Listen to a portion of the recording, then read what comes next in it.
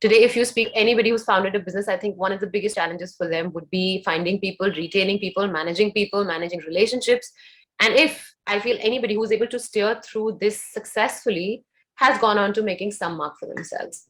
So I think people management and relationship management is something which perhaps is always a training, is always a learning on the go.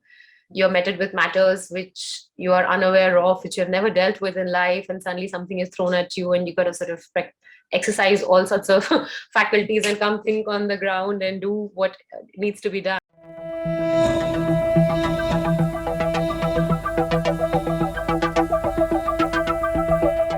Welcome back to another episode with me, Karishma. Today, we're in conversation with Pallavi Barman. She is the business head of HRX and she's also the founder of Lap Ventures. I'm going to be giving her the opportunity to be able to explain both her beautiful ventures to us. And I'm really happy to have you here today and looking forward to a very meaningful conversation with you today. Thank you so much, Karishma, for having me here. Looking forward to having a wonderful chat with you. But great things about you, and I know the beautiful work that you do in the space of podcast. Really, really looking forward to our tete-a-tete. Thank you. So Pallavi, you know what? Just diving straight into it, right? So you began your journey in the whole fitness realm with you also are the business head of HRX, and I do know personally that you're really enthusiastic about the whole your own fitness regime and taking care of yourself. And I feel like everyone should definitely follow steps. So please help us with that journey and how you started out and how it's been so far for you. Yeah, my career, Karishma, incidentally didn't start in the world of fitness. Fitness was a big savior for me because I don't know if a lot of people can resonate with this, but when I share my personal story, I always tell them that I'm not from Bombay, and I happen to be in Bombay since the last 12 years. When I came to Bombay, of course, I was this, little lost girl in the new city, not knowing too many people, not knowing too many friends. Fitness became a part of my life then. Literally, people call it depression or whatever, anxiety. Even I was faced with all of that when I had to deal with life in a different way in a different city.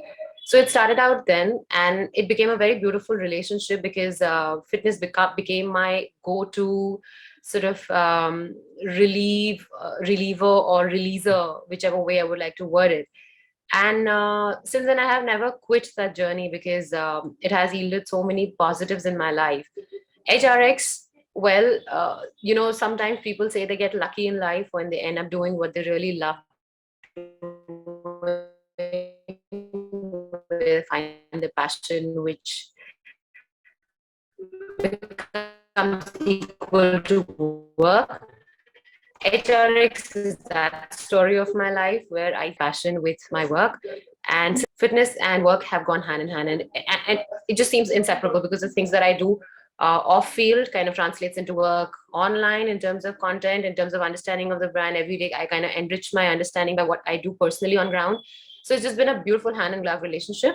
And I think the third leg which you spoke about, Lap Ventures, the love for fitness translated into HRX, the love for work and fitness translated into having something which is more holistic, which is more well-rounded, which needs higher levels of patience and grit, and that is Lap Ventures. So I think it's all like a beautiful jigsaw which kind of fell in place.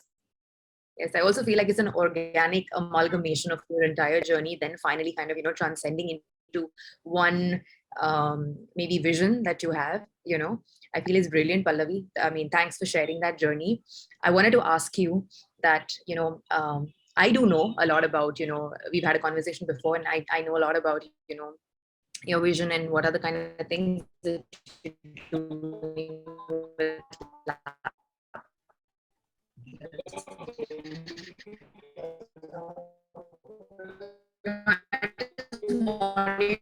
maybe for the listeners also, I want you to, and what you had to know.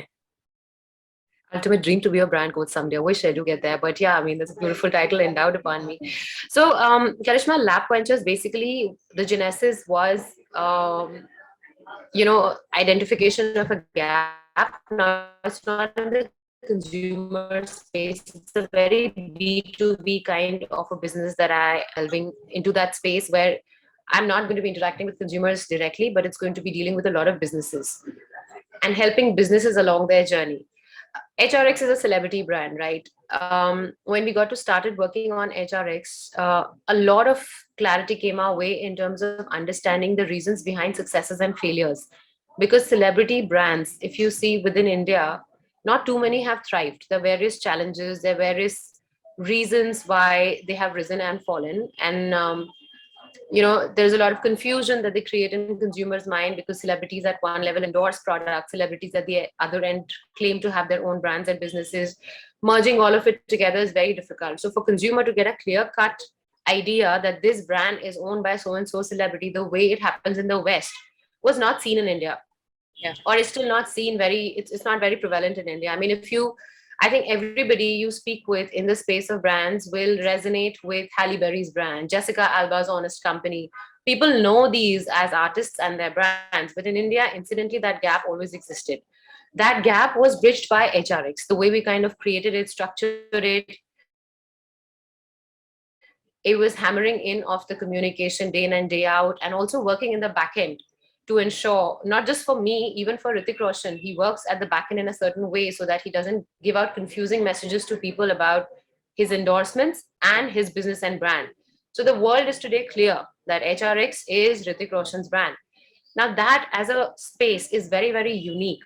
And we realized, especially pre-pandemic, and rather just you know after the second wave, when a lot of D2C brands were proliferating, there are a lot of young businesses in India which are kind of catching steam.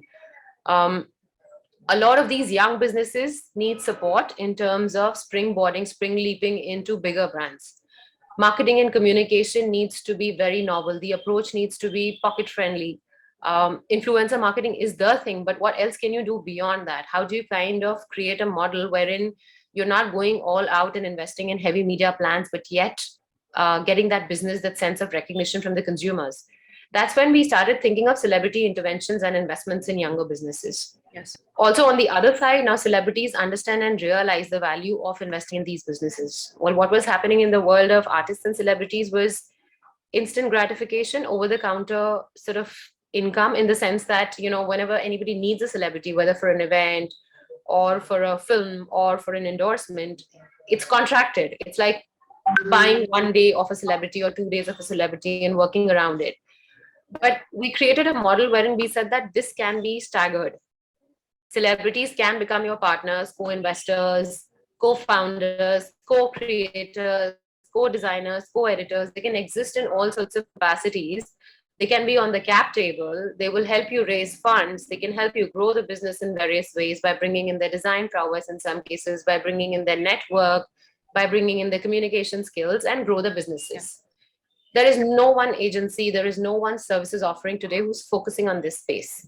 So Lab Ventures goes on to becoming that services agency, which quietly comes and sits in this space and says, hey, if you're a young business who needs celebrity help intervention, we're happy to bring somebody on board, somebody who resonates with your business, has a story, and will be invested in it. And we carry that whole relationship through. That is, it's not just signing the contract and inking it, but how do you bring that contract to life? Like, how do you get that celebrity involved on a day-to-day basis, thinking about that business, working towards the success of that business? That obviously is not done by the regular managers and the regular entourage. We need specialists. So our work revolves around CAs, legal advisors, finance advisors, marketing specialists, product specialists, social media, PR. When all of this is kind of bundled together, you get Lab Ventures. I don't know if that was confusing or simple enough to understand, but I hope I did justice to explaining what it is. Yes. No, no, that was brilliant. Thank you. I feel like you kind of made so much sense, because so many people are confused, because they see so many things outside. When you mentioned that there is a celebrity, B celebrity endorsing something, and then there's another altogether new venture that comes out. As a consumer, you're confused, Yeah. right? And I feel like this got us through the whole step-by-step process of how it really works. Thank you, Pallavi, for that. The next thing I want to ask you is, it does sound like a really, really big responsibility, because I do know that when celebrities are involved, and when there are big contracts involved, right, it can create a lot of back end pressure. Please tell us about some of the challenges and some of the not so spoken about background things that you probably face on a day-to-day basis with lab ventures, and maybe something that as a consumer, maybe if we look at something and we're not understanding that, but at least if you're somebody who's working day in and day out on the back front, maybe you can kind of throw some light on that. Let me start with the last question first. It's easier to remember because I think this answer will make more sense to your audience. Now, look, it's become the era of influencing, right? But who is a real influencer? Today, we're paying brands and businesses pay a certain somebody for one post, right? As that post keeps going down on a person's grid, so does the resonance with the brand.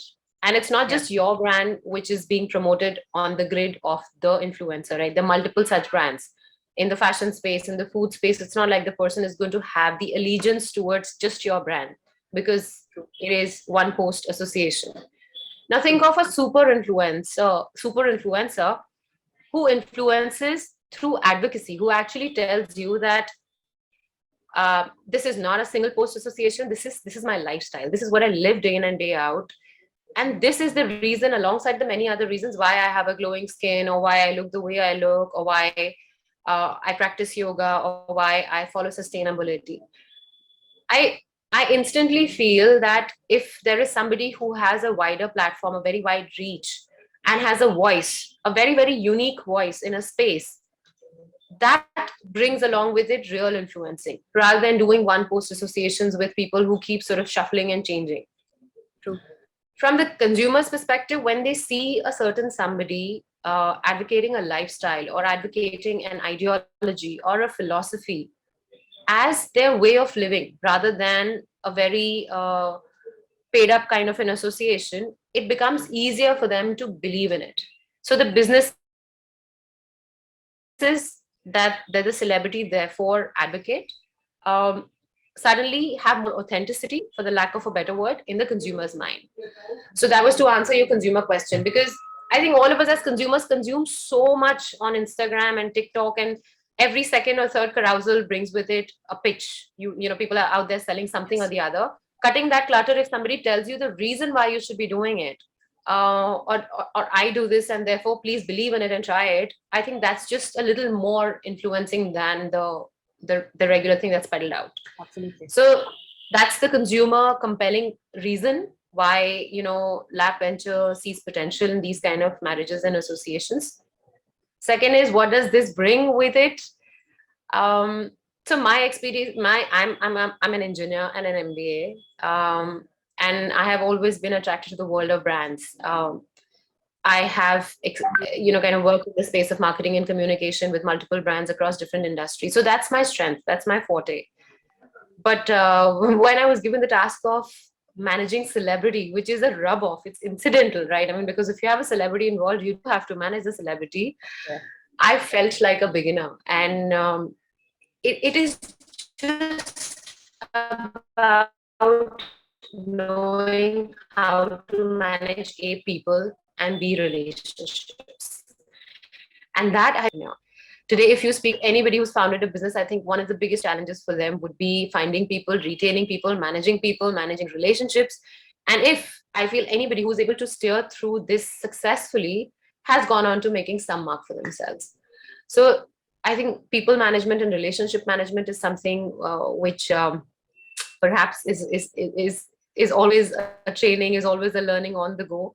You're met with matters which you are unaware of, which you have never dealt with in life, and suddenly something is thrown at you, and you got to sort of exercise all sorts of faculties and come think on the ground and do what needs to be done. So yeah, that's what it is. And as far as challenges are concerned, well, I'm not a prodigy. I mean, I didn't grow up with a vision of becoming an entrepreneur or finding something ever, and that was not the progression of my career. Incidentally, lap fell into my lap, and like I said, it was a successive progression, right? The way things were progressing, there was an emerging space. We said we could fill it in, and that's how lap came into being. So the challenges are very regular. How do you stay afloat? It's a daily challenge. How do you make money? How are the revenues adding up? And then, of course, finding most set of suitable people, artists, working with people. It's like constantly um, playing on the vision front, because I have envisioned something like this for our teams to kind of arrive at as a unique goal. I think we're all moving, chugging in the right direction slowly, one bit at a time. But originally, it was all because of HRX, and we said that okay, there is something in it which can grow into a bigger phenomena, and I see that learning coming into play, and that learning helps me every day. Whatever I've learned on the job with HRX is kind of coming into the fore every day and helping me bit by bit building lab. Wow. Yes. Yes. I absolutely agree. Actually, I do resonate with the fact that it's. I think it's one of the highlights that you mentioned today, and not a lot of people will talk about it. Especially, um, a lot of business people. If you ask them, they won't openly tell you that people management or actually understanding relationships, understanding the person that you are actually working with, and kind of going in sync with it is is one of the biggest highlights of making something a success, or making something a, a reality which is larger than life, and not just Yeah. something that you see as glamorous, but something really big even behind the curtains. So I feel like that point that you kind of highlighted is fantastic, and I absolutely double resonate with that. And Pallavi, you did mention the fact that this is a emerging market. You did mention that it's something that is now Yeah. growing slowly, and but very evidently. We see these. We recently, because since Nika entered the IPO market, and then we saw this huge uproar, and then there's this whole women-led finance morcha now that is going on, right? We've seen a lot of celebrities come into the whole space where they're co-founding, and they're kind of becoming ambassadors, or they're funding projects, a lot of them recently. I wanted to know, like, your future take on it, like, as somebody who's actually doing something like this, and actually working in and out, managing portfolios, managing celebrities, what do you think is the future of this? How do you see this as an entrepreneur yourself? How do you see the growth and progression of an involvement of a celebrity in such a big role of a company, a brand, or even, as a matter of fact, a service? Karishma, at the cost of sounding a feminist, which I am not. I'm not a feminist. I'm not an activist. But I feel this should have happened earlier. This should have happened sooner than now. Um, Recently, I was reading something, or I was writing about something, and this thought just struck me that we are born managers, right?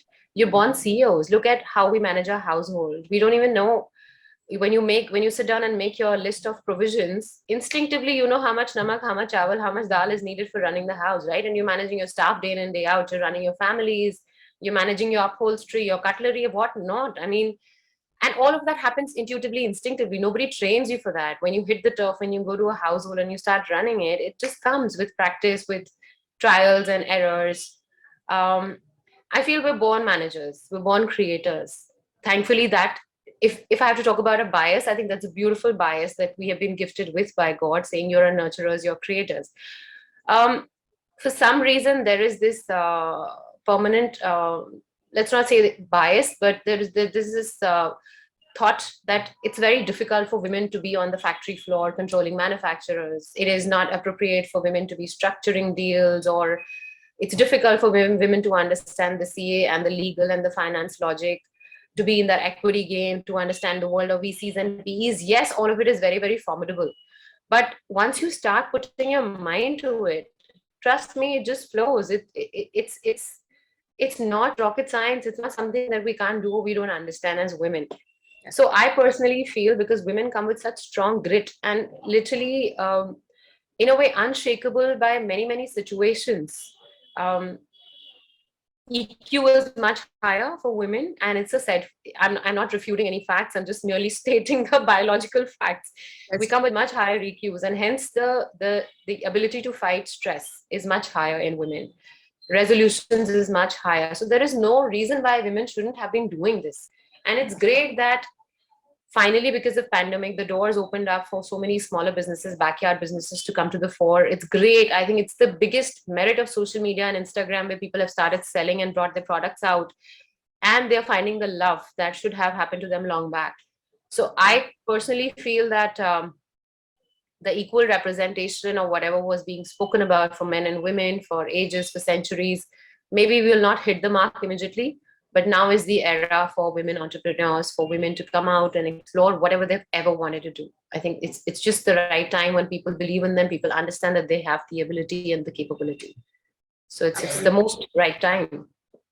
Absolutely, I agree. I mean, I completely agree with the fact that, and also the fact that along with the managing skills, there's also this innate nature to be able to, just quickly, because I do, it's not a bias, but, just personal experience, I do feel like women are also highly more intuitive than men. Like men have a more left hand side of the brain, but then women are more stronger on the right hand side of the brain, right? Yeah, So yeah. there's this inner intuition which is so strong, and that kind of leads to better decision making as well, better clarity as well. Yeah, So whatever you call it, gut, yeah, instinct, the sixth sense, whatever. I think higher EQ, all of that is yeah. somewhat naturally more prevalent. It's just more, it surfaces much easily in case of women. So Yes, yes, I do agree. Yeah, thank you, Pallavi, for throwing a light on that. I think it's so important for so many women entrepreneurs who are like doing great in their own spaces to be able to come out, because I also feel like it does every single time you pick up that mic or you're in front of a camera and you're kind of highlighting this, validating this. There are 10,000 more women over there who've been sitting and doubting themselves, who kind of listen to that 1 minute, and it changes something for them, it shifts something for them, it kind of pushes them ahead with maybe one more decision that could lead to another step for them. Thank you for resonating with that, and thank you for mentioning that as well. Thank you. yeah, sure. And I also feel women do not give them, enough appreciation. Even if we see a lot of set, again, I mean, I'm sorry, I'm using very, very negative words. Well, these are not negatives. Even if we see a lot of slowing down in our lives, you know, some women see slowing down when they become a mother. With motherhood comes some bit of slowing down, joining post maternity. You kind of experience this differentiation in pay packages or CTCs, or even just sometimes sheer empowerment of running teams, or being the difference between getting heard versus being listened to. These are very, very softer, subtle aspects. But like I said, I'm not Yes. a feminist, however, but I feel that women themselves do not accredit them enough sometimes.